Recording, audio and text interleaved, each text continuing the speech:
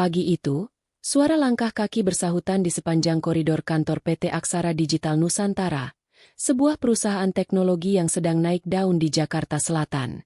Di balik kesibukan para karyawan yang berlalu lalang dengan earphone dan laptop canggih mereka, ada satu sosok yang tak pernah terlihat tergesa-gesa. Raka, seorang office boy berusia 28 tahun. Dengan seragam abu-abu lusuh dan sepatu yang solnya mulai menipis, Raka berjalan sambil membawa termos air panas dan nampan berisi kopi serta teh. Ia hafal betul siapa yang suka kopi hitam tanpa gula, siapa yang lebih suka teh manis dengan 2 sendok, dan siapa yang tidak suka diajak bicara sebelum jam 9 pagi. "Pagi, Mas Indra. Ini kopinya," kata Raka sambil meletakkan gelas di meja salah satu staf senior. Indra hanya mengangguk tanpa menoleh. Matanya tetap tertuju ke layar komputer. Raka tersenyum kecil, lalu melanjutkan langkahnya. Meski sering tak dianggap, Raka mencintai pekerjaannya. Ia datang paling pagi dan pulang paling malam. Dia tahu posisi tiap kabel di ruang server, tahu di mana AC yang bocor, bahkan tahu kapan printer lantai 2 bakal mulai ngadat lagi. Tapi tidak banyak yang tahu namanya.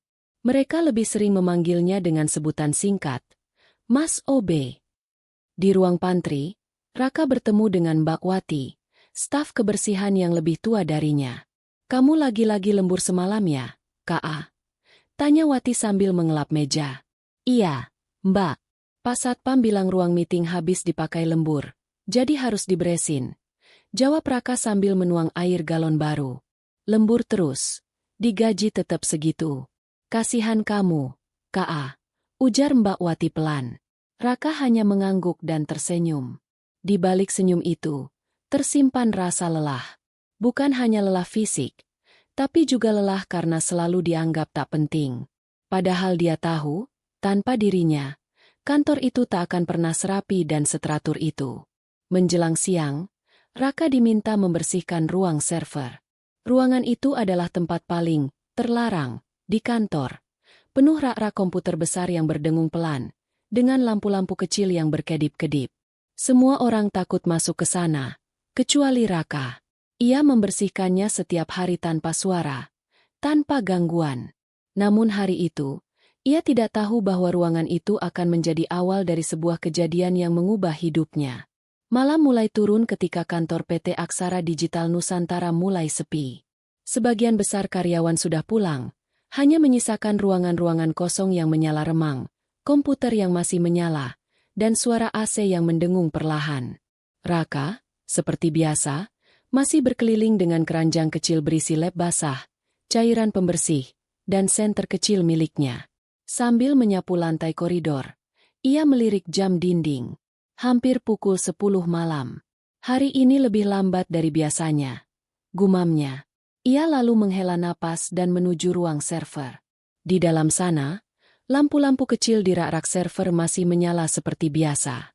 Komputer utama, yang diletakkan di sudut ruangan, masih aktif, meskipun tidak ada siapapun yang sedang menggunakannya. Raka mendekat. "Kenapa sih komputer ini nggak pernah dimatiin?" tanyanya pelan. Bukan pada siapa-siapa, hanya pada dirinya sendiri. Kan bisa boros listrik. Ia tahu bahwa komputer itu penting. Tapi hari itu, ia baru saja dimarahi oleh Pak Doni, supervisor teknis yang sering marah-marah tanpa alasan.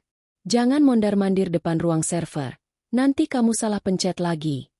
Begitu katanya siang tadi, padahal Raka hanya lewat.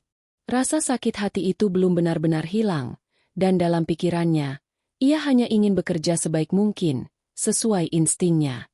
Jadi malam itu, saat melihat komputer utama menyala tanpa pengguna, Raka mendekat, ragu-ragu. Kalau listrik mahal, yang salah siapa? OB juga? Gumamnya, dan perlahan, ia tekan tombol shutdown. Komputer mulai memproses perintah, dan dalam beberapa detik, semua layar di ruang server mati satu persatu. Hening. Raka mengangguk kecil.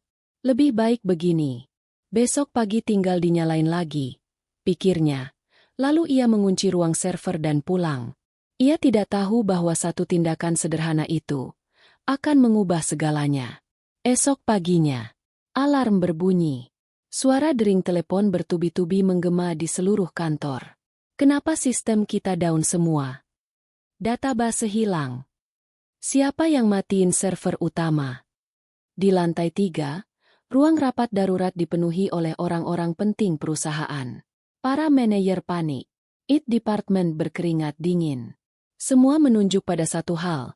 Komputer utama di ruang server tiba-tiba mati total, dan backup tidak bisa diakses. Lalu muncullah rekaman dari CCTV internal yang merekam Raka menekan tombol shutdown malam sebelumnya. Tanpa proses panjang, sore itu juga Raka dipanggil ke ruang HRD. Kami mohon maaf, Raka. Tapi akibat tindakanmu, perusahaan mengalami kerugian besar. Mulai hari ini, kamu tidak lagi bekerja di sini. Raka terdiam. Dunia seakan runtuh.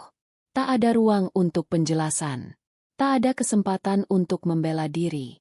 Langit Jakarta sore itu mendung kelabu. Seolah-olah ikut merasakan perasaan Raka yang remuk. Di tangannya, sebuah amplop coklat berisi surat pemecatan. Tak ada pesangon, tak ada penghargaan atas pengabdiannya selama 5 tahun. Hanya tanda tangan HRD dan satu kalimat dingin. Pelanggaran berat, mematikan sistem operasional perusahaan tanpa izin. Dengan langkah lunglai, Raka keluar dari gedung PT Aksara Digital Nusantara. Jas hujan plastik yang ia pakai robek di bagian bahu. Hujan turun deras membasahi jalanan, dan ia berjalan perlahan menuju kos-kosannya di daerah belakang pasar. Di dalam kamar sempit berukuran 3x3 meter itu, Raka duduk termenung. Di dinding, tergantung foto almarhum ayahnya dan ibunya yang sudah renta di kampung.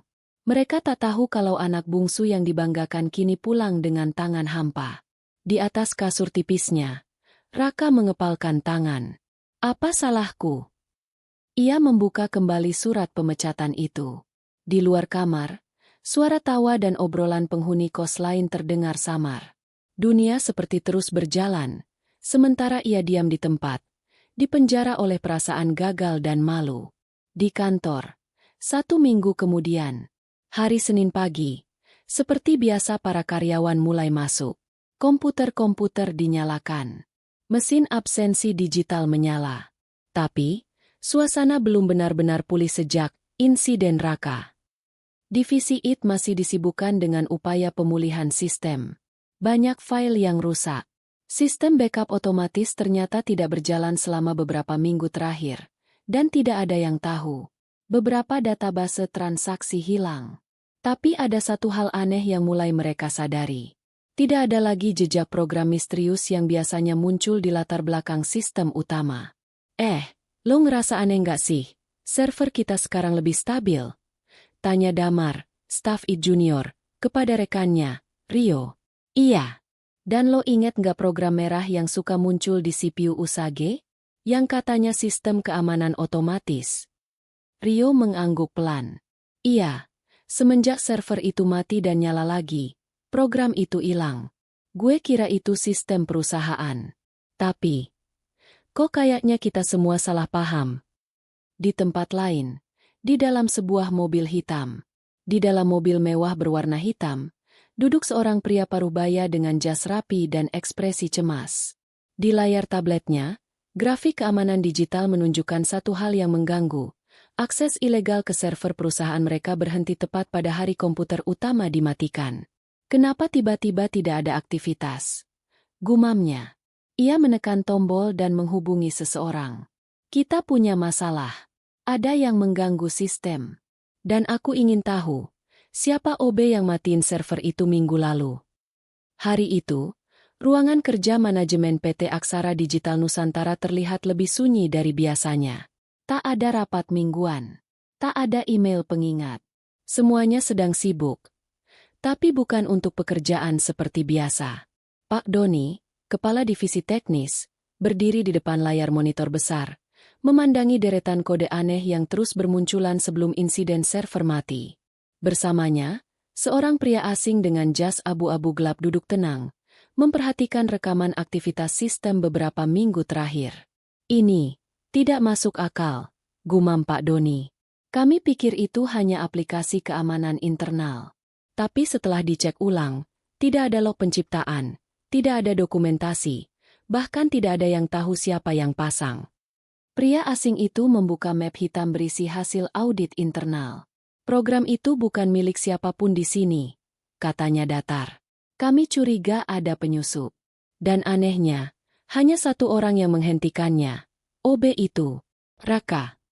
Pak Doni mengernyit. Maksud Anda, Raka menghentikan penyusup itu secara tidak sengaja. Pria itu mengangguk pelan. Atau, bisa jadi dia tahu lebih dari yang kalian kira. Di sisi lain, kembali ke Raka. Di kamar kosnya yang sempit, Raka duduk menghadap layar ponsel tuanya. Ia sedang membuka file backup yang ia simpan diam-diam dari komputer kantor.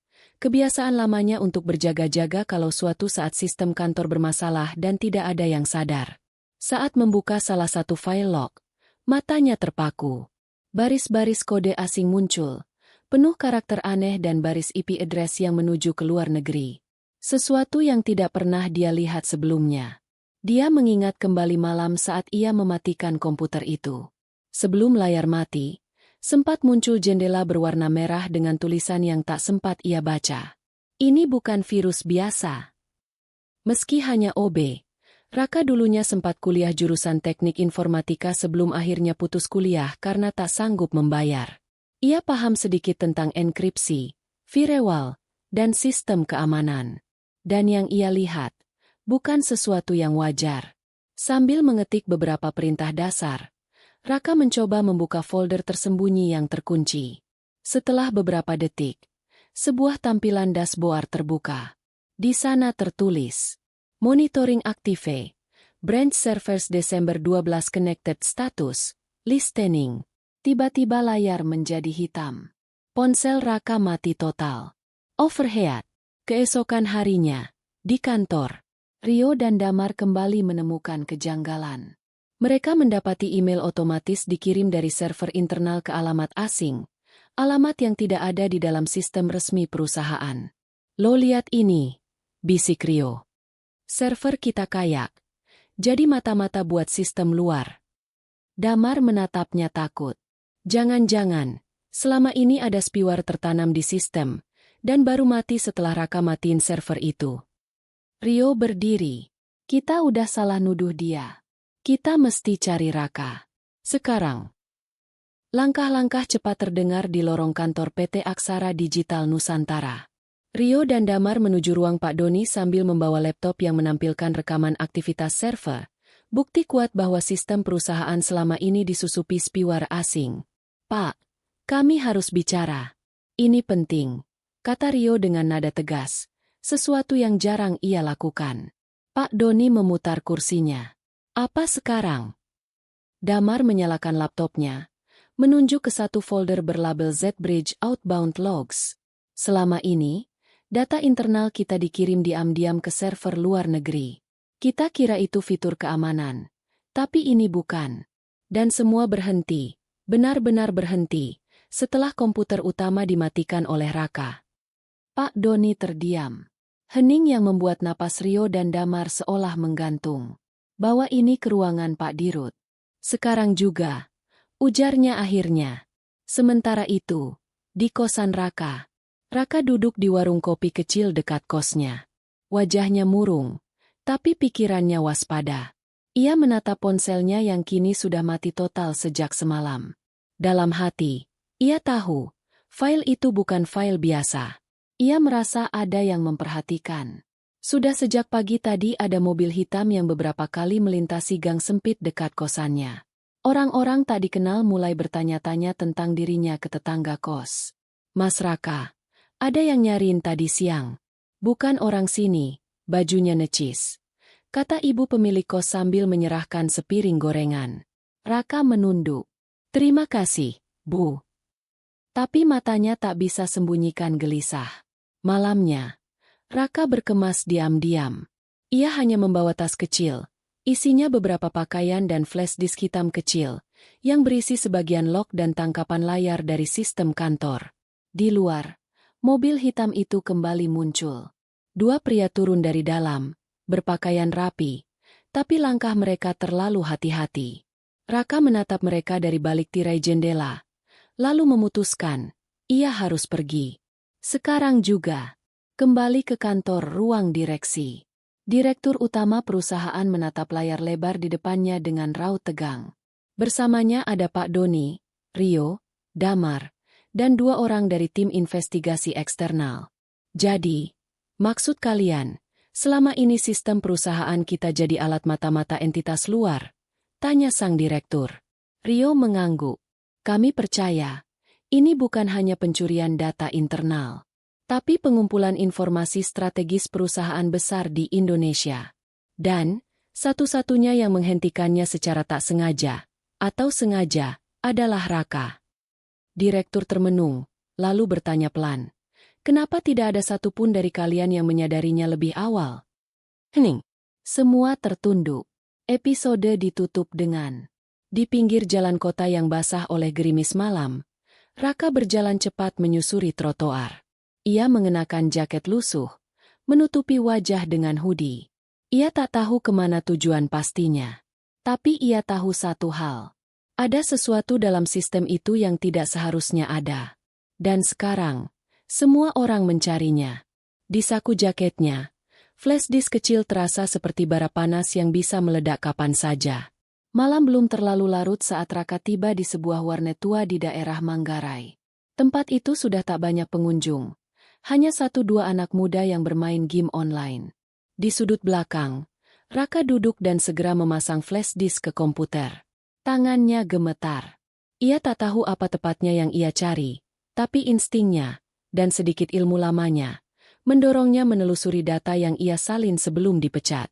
Folder pertama, Z-Bridge. Folder kedua, Monitor Relay. Dan folder ketiga, tidak pernah muncul sebelumnya. Tiba-tiba muncul saat flash disk tersambung dengan internet. Folder itu bernama TAL 43. Isinya, sebuah rekaman suara berdurasi 7 menit, dan 1 file teks terenkripsi. Raka memainkan rekaman itu. Suara laki-laki dewasa, tenang tapi berat, terdengar. Sistem ini akan terus berjalan selama terhubung dengan server utama. Protokol Z-Bridge menyamarkan akses ke semua cabang perusahaan rekanan. Kita bisa lihat pergerakan keuangan, dokumen penting, bahkan jadwal proyek strategis pemerintah. Lalu terdengar suara perempuan, pelan dan tegas. Kalau ada yang memutus server utama, semuanya berhenti. Sementara, tapi tak ada yang akan tahu, kecuali jika ada orang dalam yang sadar. Raka langsung mematikan file itu. Ini bukan urusan biasa. Sementara itu, di kantor pusat, Pak Doni memandangi layar CCTV lama yang diputar ulang. Ia menunjukkan kepada tim investigasi eksternal detik-detik ketika Raka mematikan komputer pusat. Lihat gerakannya, ujar pria dari tim eksternal. Dia bukan panik. Dia tahu apa yang dia lakukan. Dia buka task manager dulu, matikan program itu manual, baru shutdown sistem. Pak Doni menghela napas. Kami kira dia hanya OB. Dia bukan hanya OB. Mungkin dia satu-satunya yang paham kalau sistem kalian sedang digunakan orang lain. Direktur utama masuk ruangan. Wajahnya tegang. Ia melemparkan laporan hasil audit sementara. Kalau data ini bocor, kita bukan cuma rugi. Kita bisa dituduh bekerja sama dengan pihak asing. Kita butuh dia. Raka. Direktur mengangguk. Cari dia. Hidup-hidup. Di tengah kota, langkah di antara bayang-bayang. Raka berjalan menembus malam, menuju tempat satu-satunya orang yang bisa ia percaya.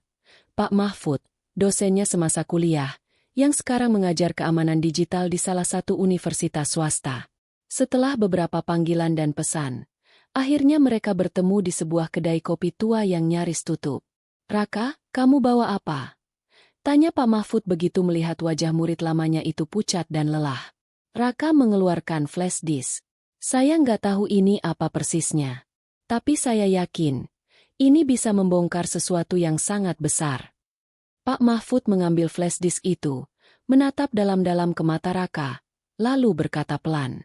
Kalau ini benar seperti yang kamu bilang, maka kamu bukan hanya diburu perusahaanmu, tapi juga mereka yang berada di balik layar. Pagi buta. Kota belum sepenuhnya bangun, Tapi sebuah ruangan kecil di dalam gedung kampus swasta sudah terang. Pak Mahfud duduk di depan laptop dengan beberapa alat enkripsi terbuka. Sementara Raka mengawasi dari balik jendela yang menghadap ke parkiran sepi. Saya berhasil membuka sebagian isi file ini, kata Pak Mahfud dengan nada gugup namun tak bisa menyembunyikan rasa kagumnya. Ini bukan spyware biasa. Ini sistem pengawasan lintas negara. File yang kamu temukan berisi data keluar masuk dari 16 perusahaan. Sebagian besar adalah BUMN dan mitra pemerintah. Raka menelan ludah. Jadi benar, kita sedang dimata-matai dari dalam. Bukan hanya itu, jawab Pak Mahfud. Ada pola dalam pengiriman datanya. Sistem ini seperti bot pengumpul yang diam-diam menyerap informasi, lalu mengirimkannya ke alamat IP dengan enkripsi 2 lapis. Dan ada satu nama yang terus muncul di log terakhir. Raka mendekat. Di layar, muncul satu entry yang tertulis. Admin Nusa 01. Pak Mahfud berkata pelan. Nusa 01 bukan akun internal biasa. Saya pernah dengar nama itu. Dulu, ketika saya masih di proyek riset keamanan nasional, akun ini disebut-sebut sebagai pintu belakang yang ditanam di beberapa jaringan lembaga negara. Tapi tak pernah terbukti. Sampai sekarang. Di tempat lain, dalam sebuah mobil hitam, 2 pria bersetelan gelap berbicara dalam mobil yang berhenti di pinggir jalan. Lokasinya sudah dikonfirmasi. Mahfud masih punya akses ke jaringan kampus. Mereka di sana. Apakah kita minta izin pihak kampus? Tidak perlu. Kita masuk diam-diam. Targetnya bukan Mahfud. Target kita cuma satu. Flash disk itu. Pria lainnya mengangguk. Dan Raka. Kalau bisa dibawa hidup-hidup. Tapi kalau tidak. Diam. Tak ada lanjutannya. Mobil melaju pelan ke arah gedung kampus. Di dalam ruangan lab, Pak Mahfud memindahkan isi flash disk ke hard drive terenkripsi yang lebih aman. Kita harus publikasikan ini, Raka. Kirim ke media, Whistleblower Channel, siapa saja yang bisa bantu. Raka menggeleng. Kalau kita kirim sembarangan, mereka bisa hentikan semuanya. File ini bisa jadi senjata. Tapi kalau jatuh ke tangan yang salah. Tiba-tiba, listrik di lab mati. Monitor gelap. Kipas berhenti. Suasana menjadi senyap mencekam. Mereka tahu kita di sini. Pak Mahfud segera membuka laci dan mengeluarkan ponsel satelit kecil. Salah satu peninggalan dari proyek lamanya. Ia mengirim satu sinyal darurat ke alamat server rahasia yang mereka gunakan semasa riset. Sementara itu, dari jendela lab, Raka melihat 3 bayangan bergerak cepat di koridor kampus. Kita harus pergi sekarang, Pak. Episode ditutup dengan Raka dan Pak Mahfud melarikan diri lewat pintu belakang gedung kampus, membawa hard drive yang kini menyimpan bukti keterlibatan pihak internal dalam sistem pengawasan ilegal berskala nasional. Namun, mereka tidak tahu. Seseorang di dalam perusahaan juga telah mengaktifkan pemulihan otomatis, sebuah sistem balasan yang akan menghapus semua data, termasuk bukti yang dimiliki Raka, dalam waktu kurang dari 48 jam. Mereka bersembunyi di sebuah rumah tua milik Pak Mahfud di pinggiran kota Depok. Jam digital di meja menunjukkan pukul 3.12 dini hari. Hujan turun deras di luar, memantulkan cahaya lampu jalan ke jendela kusam. Di tengah kepanikan, Pak Mahfud menjelaskan dengan suara berat. Sistem pemulihan otomatis yang aktif itu akan mulai menghapus seluruh log, file, dan jejak komunikasi terkait Z-Bridge dalam 48 jam. Kita kehilangan semua bukti, Raka menggenggam kepala. Kalau kita kirim sekarang ke media, mereka bisa menganggap ini rekayasa. Kita nggak punya saksi lain, nggak punya institusi yang mau dengar. Pak Mahfud menatap lurus ke matanya. Ada satu cara. Tapi ini berbahaya. Akses terakhir. Terminal 9. Ternyata, selama proyek riset nasional dulu, Pak Mahfud memiliki akses darurat ke Terminal 9. Server penghubung independen yang pernah digunakan pemerintah untuk komunikasi internal saat situasi darurat nasional. Kalau kita kirim file ini ke Terminal 9, semua lembaga negara wajib menerima salinannya dalam waktu 30 menit. Mereka nggak bisa hentikan sistemnya. Tapi aksesnya hanya bisa dilakukan dari satu tempat. Raka melanjutkan. Dari dalam gedung Pusat Informasi Digital Negara. Di tengah kota. Mereka tahu, langkah itu berarti menyusup ke salah satu gedung paling ketat keamanannya di Jakarta. Tapi mereka juga tahu, itu satu-satunya cara. Di kantor pusat PT Aksara Digital Nusantara. Sementara itu, Rio dan Damar mulai menyusun keberanian. Mereka tahu Raka tak bersalah. Mereka tahu, sistem di kantor selama ini bukan hanya mencurigakan, tapi bisa jadi ancaman. Damar berkata, gue nemu skrip otomatisasi pemusnahan data itu. Namanya Black Sun Protocol. Mulai aktif sejak tadi malam. Kita masih punya waktu buat bantu Raka. Rio ragu, tapi akhirnya mengangguk. Kita harus buat salinan backup sekarang juga. Minimal kalau dia gagal. Kita masih punya satu salinan di sini. Aksi dimulai. Malam itu, Raka dan Pak Mahfud menyusup ke dalam gedung Pusat Informasi Digital Nasional menggunakan identitas lama milik Mahfud yang masih tercatat sebagai penasihat sistem. Semuanya berjalan lancar. Sampai di lantai 7. Dua petugas keamanan mengenali wajah Raka dari selebaran pencarian yang sudah diam-diam tersebar di kalangan dalam. Berhenti. Tunjukkan ID kalian. Pak Mahfud mengambil kendali. Saya Profesor Mahfud dari Tim Audit Keamanan Nasional. Ini pendamping saya. Kami dapat akses darurat untuk pengecekan sistem. Petugas ragu. Tapi sebelum sempat memanggil atasan, alarm berbunyi. Waktu terus berjalan. 27 jam tersisa. Raka menatap layar penuh peringatan merah dengan napas berat. Di sampingnya, Pak Mahfud mulai mengutak-atik sambungan kabel LAN yang menuju ke server Terminal 9. Sinyal kita hampir diblokir, gumam Pak Mahfud. Tapi ada jalur belakang. Kita butuh seseorang dari dalam sistem untuk aktifkan protokol override. Dan seolah semesta mendengar, pesan anonim itu kembali muncul di layar. Saya dari dalam. Namaku, Wara. Saya juga mantan anggota tim Terminal 9. Kalian hanya perlu bertahan 20 menit. Saya buka jalur dari server cabang. Raka dan Pak Mahfud saling pandang. Tak ada waktu untuk bertanya. Hanya percaya. Di kantor Aksara Digital Nusantara. Rio dan Damar yang sebelumnya membuat salinan backup kini melihat sistem kantor mulai mengalami glitch. Server utama melambat. Beberapa program administratif lumpuh. Tapi Damar justru tersenyum. Gue sambungin salinan backup ke server pembanding internal. Kalau mereka hapus file utama, sistem akan mendeteksi inkonsistensi dan otomatis kirim sinyal ke pusat. Rio menambahkan, dan itu berarti file Raka bakal dikirim juga ke Terminal 9. Perlawanan terakhir. Di gedung Pusat Informasi Digital, lampu tiba-tiba padam. Generator cadangan menyala. Hanya memberi daya ke sistem utama. Dari lorong, suara sepatu mendekat cepat. Tim keamanan elit perusahaan mulai memasuki lantai itu. Kita nggak bisa keluar dari sini, Pak. Ujar Raka sambil menarik kursi ke pintu.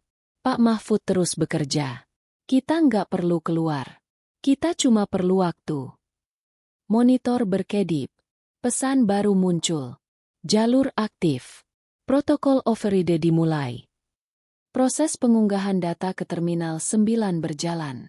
78%, 83%, 91%. Mereka datang, teriak Raka. Tembakan peluru karet menghantam pintu. Raka menarik laci dan mengunci ruang server dari dalam. Sementara itu, di tempat lain, Wara, perempuan muda berkacamata dengan hoodie hitam, duduk di ruang bawah tanah sebuah rumah di Bandung. Di hadapannya, 4 layar memperlihatkan status unggahan file Z-Bridge ke 7 lembaga negara. Kalau mereka berhasil unggah sisanya dari pusat, maka semua ini akan selesai, gumamnya. 90%, 97%, 100%. Upload selesai. Sistem Terminal 9 berbunyi nyaring. Distribusi protokol selesai. Replikasi data ke 12 lembaga negara berhasil. Dan saat pasukan keamanan menjebol pintu, Raka berdiri di depan layar. Tenang. Ia tahu semuanya sudah terlambat. Setelah badai, keesokan paginya, berita mengejutkan menyebar. Terungkap, perusahaan teknologi nasional diduga menyusupkan sistem pengawasan lintas instansi pemerintah. Sistem Z-Bridge diduga menjadi alat mata-mata teknologi. Whistleblower dari kalangan internal bongkar jaringan pengawasan gelap. Raka dan Pak Mahfud diamankan untuk perlindungan saksi. Rio, Damar, dan Wara juga dilibatkan dalam investigasi lanjutan. Tapi satu hal pasti, mereka sudah menyelamatkan lebih dari sekadar file. Mereka menyelamatkan kepercayaan. Beberapa bulan setelah pengungkapan skandal Z-Bridge, suasana di kantor PT Aksara Digital Nusantara berubah drastis. Para petinggi yang terlibat dicopot dan ditangkap, sementara pemeriksaan independen dilakukan secara terbuka. Media ramai membahas keberanian para whistleblower yang akhirnya menguak kebenaran. Raka, dari OB menjadi simbol perubahan. Raka duduk di sebuah ruang pertemuan sederhana di gedung pemerintah. Dia mengenakan kemeja putih bersih. Wajahnya lebih tegar dan matang. Para pejabat dan awak media memperhatikannya. Dari awal, saya hanya ingin kerja jujur, kata Raka dengan suara mantap. Saya tidak pernah bayangkan sebuah kesalahan kecil bisa jadi titik awal perubahan besar. Para hadirin terdiam, tersentuh oleh kesederhanaan dan kejujurannya. Raka kini bukan lagi sekadar OB yang dipandang sebelah mata, tapi sosok yang menginspirasi banyak orang. Pak Mahfud, mentor dan penjaga. Pak Mahfud mendapat penghargaan atas jasanya dalam membongkar kasus ini. Namun ia tetap rendah hati. Saya hanya melakukan apa yang benar, katanya kepada wartawan. Teknologi harusnya melindungi, bukan mengawasi tanpa izin. Ia berjanji akan mendirikan lembaga pengawas independen untuk memastikan transparansi teknologi di masa depan. Rio, Damar, dan Wara, tim yang tak terpisahkan. Ketiganya kini bekerja sama membangun startup keamanan siber. Mereka memakai pengalaman pahit untuk menciptakan sistem anti-pengawasan yang lebih kuat dan aman bagi publik. Ini bukan sekadar bisnis, ujar Wara. Ini misi kami untuk melindungi data dan privasi semua orang. Refleksi dan harapan. Raka berjalan di sebuah taman, menghirup udara pagi yang segar. Ia menyadari bahwa perjuangannya bukan hanya untuk dirinya sendiri, tapi juga untuk semua orang yang takut bersuara. Ia tersenyum kecil, mengingat bagaimana awalnya ia merasa terbuang. Kini, ia tahu, setiap orang punya kesempatan untuk membuat perubahan, tidak peduli dari mana asalnya. Pesan akhir.